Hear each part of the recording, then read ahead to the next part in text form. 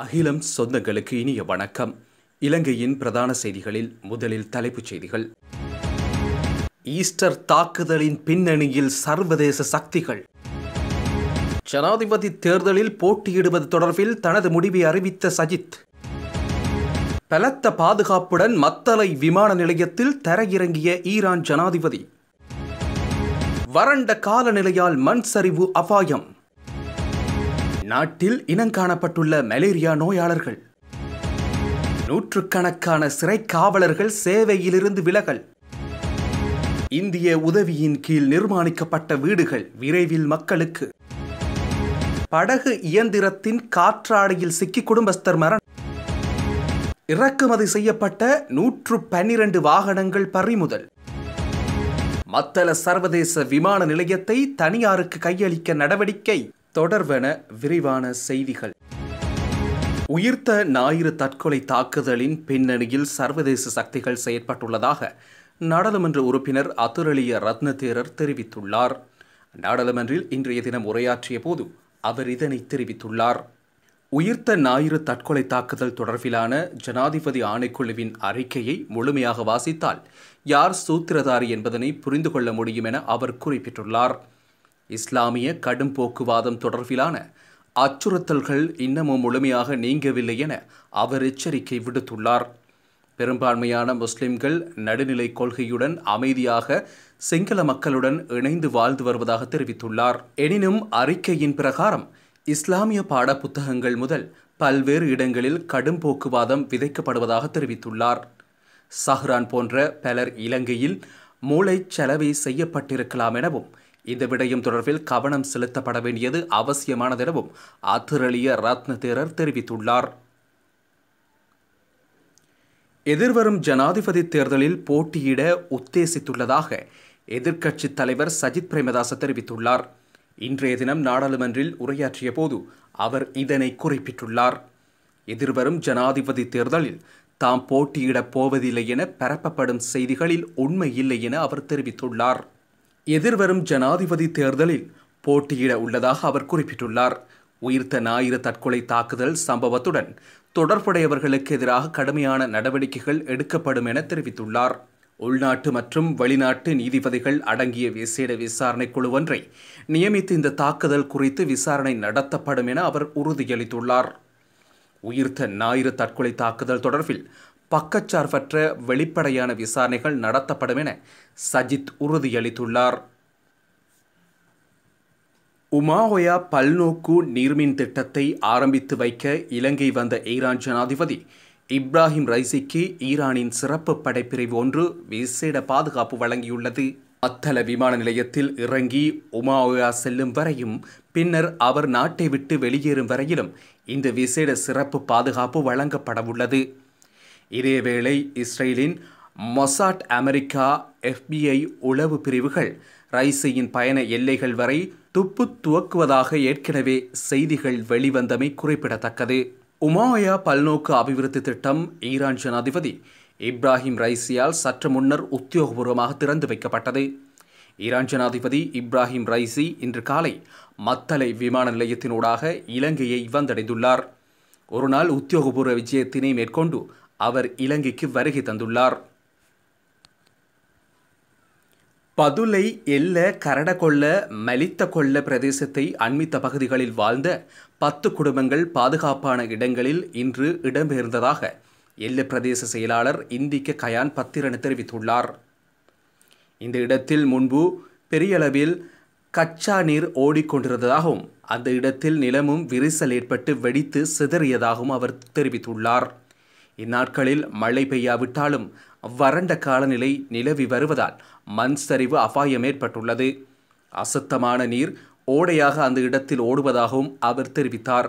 அக்குடும்பங்கள் தற்போது உறவினர் வீடுகளில் தங்கியுள்ளதாகவும் அவர்களுக்கு தேவையான வசதிகளை செய்து கொடுக்க ஏற்பாடுகள் செய்யப்பட்டுள்ளதாக எல்ல பிரதேச செயலாளர் இந்திக்க கயான் பத்திரன் மேலும் தெரிவித்தார். இந்த வருடத்தில் இதுவரையான காலப்பகுதியில் 9 மலேரியா நோயாளர்கள் இனங்காணப்பட்டுள்ளதாக மலேரியா கட்டுப்பாட்டு பிரிவின் சமூக வைத்திய நிபுணர் புபுது சூலசிரி தெரிவித்துள்ளார். குறித்த விடயத்தினை அவர் இன்று இடம்பெற்ற ஊடகவியலாளர் சந்திப்பில் கலந்து கொண்டபோது தெரிவித்துள்ளார். ஆப்பிரிக்க நாடுகளுக்கு விஜயம் செய்தவர்களிலிருந்து அதிக எண்ணிக்கையிலான மலேரியா நோயாளர்கள் இனம் காணப்பட்டுள்ளனர். இலங்கையில் இறுதியாக 2012ஆம் ஆண்டில் மலேரியா நோய் பதிவாகி இருந்த போதிலும் 2023ஆம் ஆண்டு 62 மலேரியா நோயாளர்கள் பதிவாகியிருந்தனர். நோயாளர்களில் பெரும்பான்மையானவர்கள் அமைதி காக்கும் கடமைகளுக்கு சென்ற இராணுவத்தினர் மற்றும் இரத்தின கற்கள் வர்த்தகம் செய்ய சென்றவர்கள் எனவும் குறிப்பிட்டுள்ளார். சிறைக்காவலர்கள் பலர் சம்பள அதிகரிப்பு இல்லாமை, தொடர்ச்சியாக பணியாற்ற வேண்டிய நிலை உள்ளிட்ட பல பிரச்சனைகளினால் சேவையிலிருந்து விலகி வருவதாக தெரிவிக்கப்படுகின்றது. சிறைச்சாலை வரலாற்றில் இதுபோன்ற ஒரு பாரதூரமான பிரச்சினை இதற்கு முன் எழுந்ததில்லை என்று கூறப்படுகிறது. குறித்த பிரச்சினையால் 100க்கும் மேற்பட்ட ஒழுங்குமுறை அதிகாரிகள் சேவையை விட்டு வெளியேறி வெளிநாடுகளுக்கு சென்றுள்ளதாகவும் தகவல் வெளியாகியுள்ளது. இந்நிலையில் உயர் அதிகாரிகள் கூட இந்த சம்பள பிரச்சினையால் கடும் மன உளைச்சலுக்கு ஆளாகியுள்ளதுடன் ஓய்வூதியத்துக்காக சிரமங்கள் பிரச்சினைகளை பொறுத்து கொண்டு பணியில் ஈடுபட்டு வருவதாக குறிப்பிடப்படுகிறது. இந்திய உதவியின் கீழ் நிர்மாணிக்கப்பட்ட மேலும் 4 கிராமங்கள் விரைவில் மக்களிடம் கையளிக்கப்படும் என நகர அபிவிருத்தி மற்றும் வீடமைப்பு அமைச்சர் பிரசன்ன ரணதுங்க தெரிவித்துள்ளார். கொழும்பு, ரத்னபுரி, திருகோணமலை மற்றும் மொனராகலை ஆகிய மாவட்டங்களில் இந்திய உதவியுடன் நிர்மாணிக்கப்பட்ட கிராமங்களே இவ்வாறு திறந்து வைக்கப்பட உள்ளன. மன்னார் முத்தரிப்புத்துறை பகுதியில் படகு இயந்திரத்தின் காற்றாடியில் சிக்கி இளம் குடும்பஸ்தர் ஒருவர் உயிரிழந்துள்ளார்.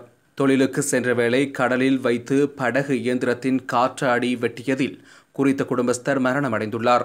குறித்த விபத்து இன்று காலையில் இடம்பெற்றுள்ளதாக தெரிவிக்கப்படுகின்றது.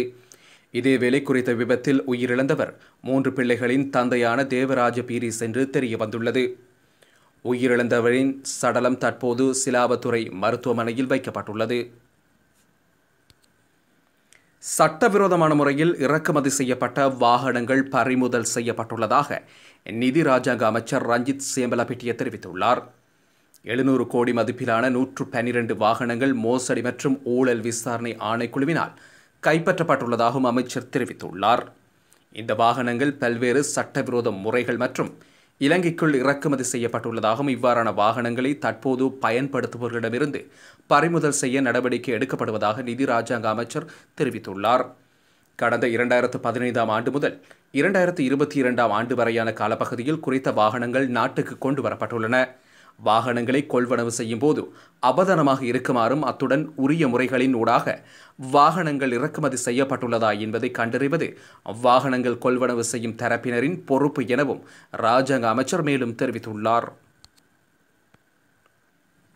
சர்வதேச விமான நிலையமான மத்தள விமான நிலையத்தின் நிர்வாகத்தை தனியாருக்கு மாற்றுவது தொடர்பான பிரேரணைக்கு ஒப்புதல் வழங்கப்படும் என எதிர்பார்க்கப்படுகிறது.